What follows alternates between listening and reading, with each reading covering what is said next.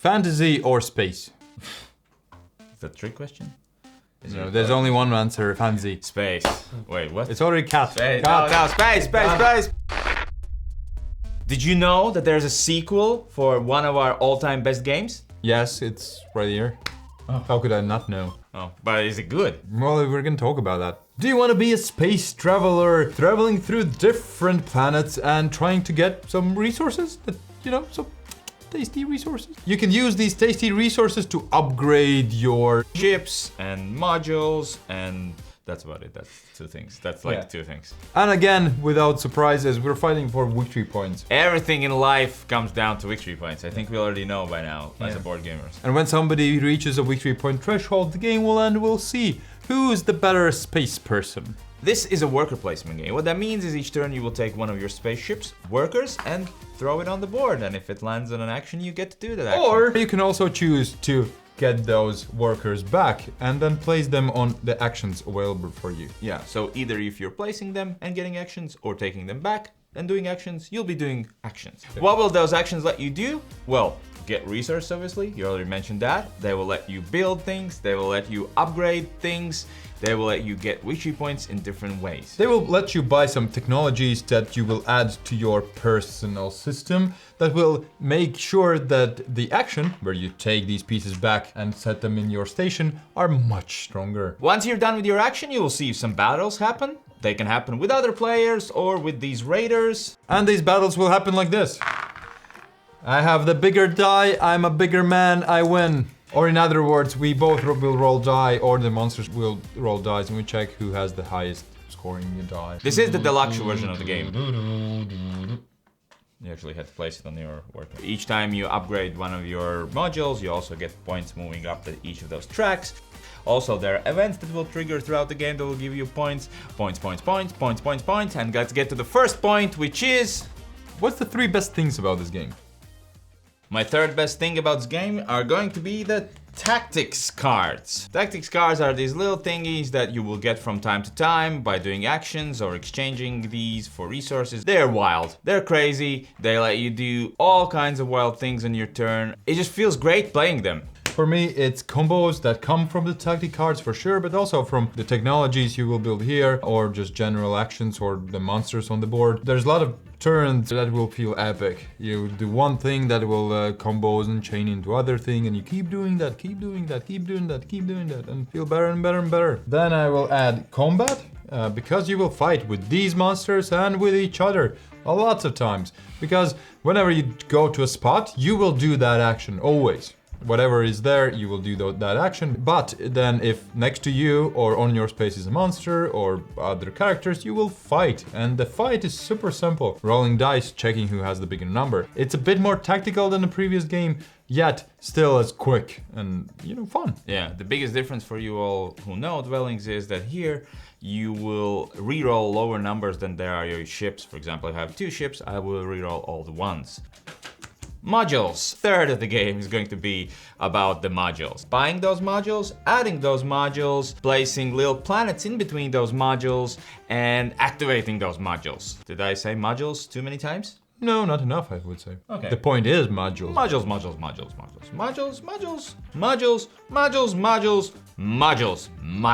What modules help you with is there and back again. My favorite part of Dwellings, and this game as well, is that your actions are actually simple. You go there, do that action, and then when you come back, you still keep doing actions. And thanks to those modules, you will build your system that will make the action of coming back much stronger and unique from other players. And the best thing about this game for me is going to be spaceships. We start out with these simple little ships that are pretty much the same for everybody. But as the game goes on, you can buy better ships. You can upgrade those ships. On top of that, each player gets their unique faction ship as well. And they feel so very different. One faction will have indestructible ships that always come back when they're destroyed. One faction will have ships that can jump across the whole board. While you mentioned the factions, I just want to mention that each faction will feel different. Will set you up with different resources at the beginning of the game,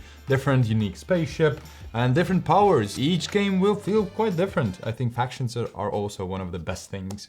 The fourth best thing, I guess. Yeah. Here are some technical specifications about the game. Setup is long, lots of stuff to put out, decks to shuffle, tiles to shuffle, layout, give each player their faction board, etc, etc. Components are fantastic. It looks great, it gets your attention, it feels great. Great. Best player count.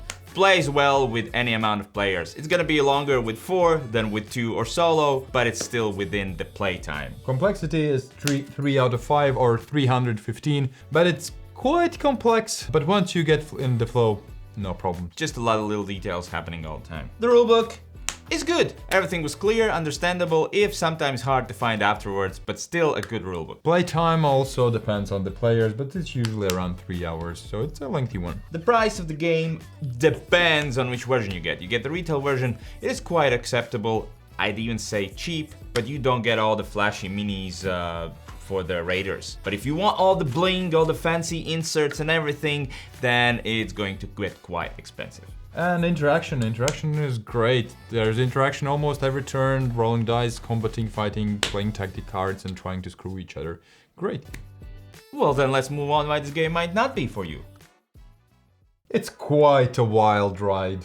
You never know what are you getting into. These tactic cards are the main reason why, because you don't know if you're gonna pull out something that won't matter, something that will completely change the game and give you 1,000,000 points, something that will just stop combat immediately and you will get points for that even though you're the weakest person alive. Absolute randomness thanks to these cards. Also we'll roll these dice and yes, you can change what you can re-roll kinda, but it's still an absolute randomness. You already talked about the tactics cards. I'm gonna place them up here because everything that happens here that I feel might make this game not for you happens because of tactics cards. You already talked about the wild ride, there's some dice involved in there as well, but tactics cards sometimes will be just, holy hell, this will help me score 20 points. And sometimes they'll be like, when will I use this? And sometimes you'll get 5 of those and then all of them are great and sometimes they're not. Can I segue like this really excitedly into my next thing? Turns versus turns. Let me do that one more time so it, registers. Turns versus turns. So sometimes you'll place your worker. I'll just take this moon, which is a resource. And sometimes you will place your ship, get something, then activate a tactics card, then activate your board for some reason, then activate another ship, then activate the board where you just went to, then buy new of those cards, then get bonuses there, then the monster will attack you, then you will pull out all your armies, you will roll the dice, then you will play the cards, then, hey, would you guess that? An event card. And then when you think it's almost over, he remembers, oh right, I upgraded there and I get 7 new tactics cards. Let's do this one more time. And then your turn comes around and you're like, I'll just grab this one resource. You can go again.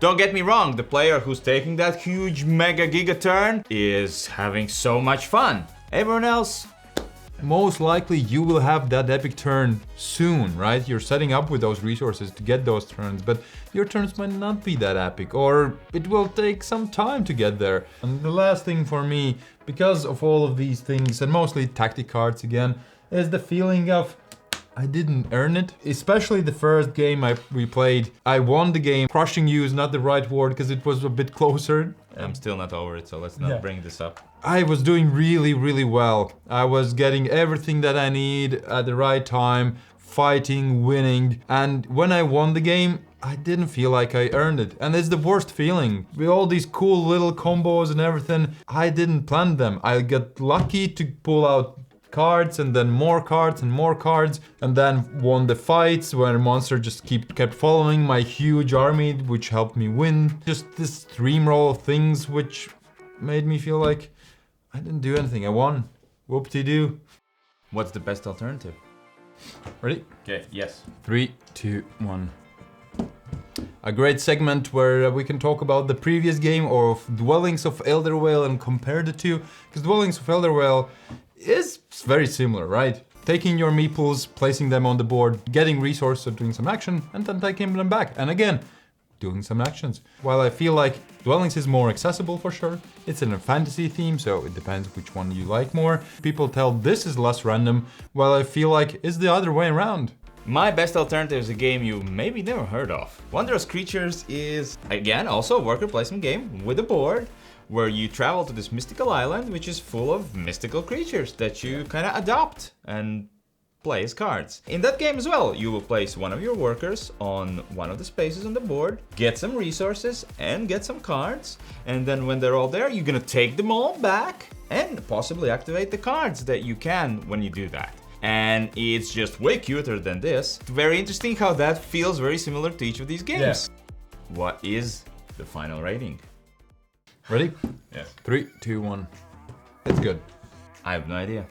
First time ever, I can't decide on a rating on a game. Usually I play it once and I'll go, it's this, it might go up, might go down. Here, the first time I played, I thought it is horrible. The second time I played, I thought it's much better. The third time I played, I was like, yeah, it's somewhere in between. It's definitely a good game. That's the basis.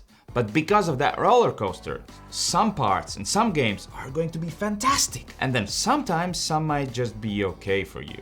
Depending on if you like a wild ride and a Euro game that feels fresh and exciting for sure, then it will be good or better for you as well. Sometimes some games are just bad experiences. Definitely give it a go if you can find a way to do that. And let us know, have you played this? Would you play this? Do you have dwellings? Will this replace dwellings for you? Anyway, thank you for watching. Thanks so much to all our supporters that support our channel and make this happen. If you want to become one of them, down in the description, PayPal. If you want a short-term relationship with supporting us, you can use the PayPal. If you want a long-term relationship, you can use YouTube members or Patreon. Either way, everything helps us a lot. Thank you so much. Again, did I say thank you so much? Again? Again, no, just again. Okay. Bye-bye. Bye.